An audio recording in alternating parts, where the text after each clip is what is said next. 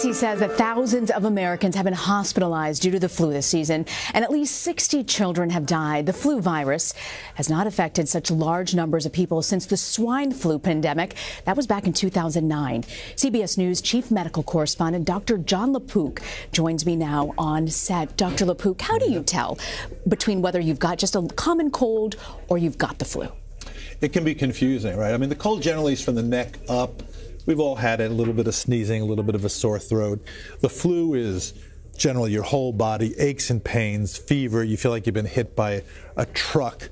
But you can be fooled. I was fooled actually a few weeks ago. Somebody had what I thought was a cold. I brought them in anyway. I tested them, and they had influenza type B, the B strain.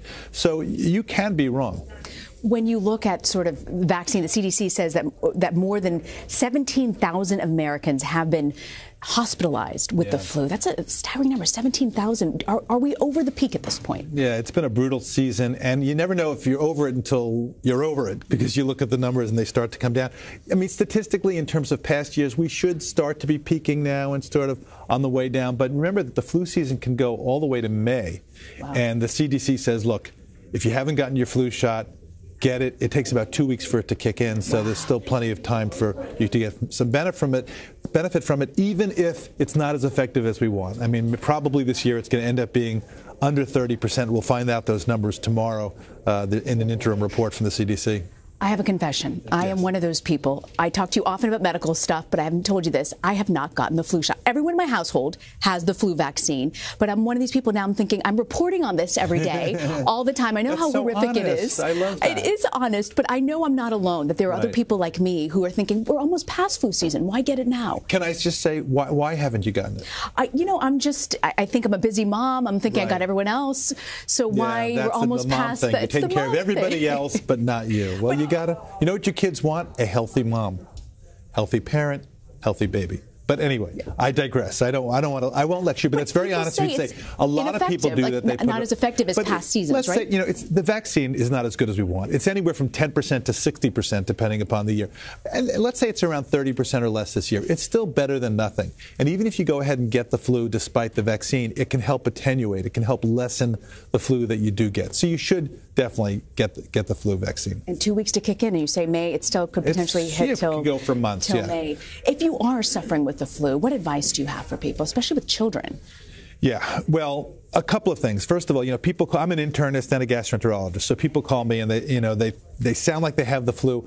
I will often treat them over the phone with Tamiflu, which is a very common antiviral, because I don't want to bring them into the hospital or bring them into the office and have them infect other people. Right. So it's a clinical judgment. If I think it really sounds like the flu, I'll do that. That said, there are certain warning signs where you definitely need to seek medical attention in person.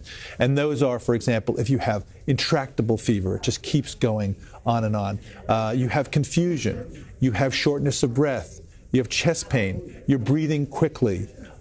You're super dehydrated. And in a kid, that can be that they suddenly don't have tears, or they seem like they're not sweating, because they're supposed to have that. The kids can get very dehydrated, and just from the fever.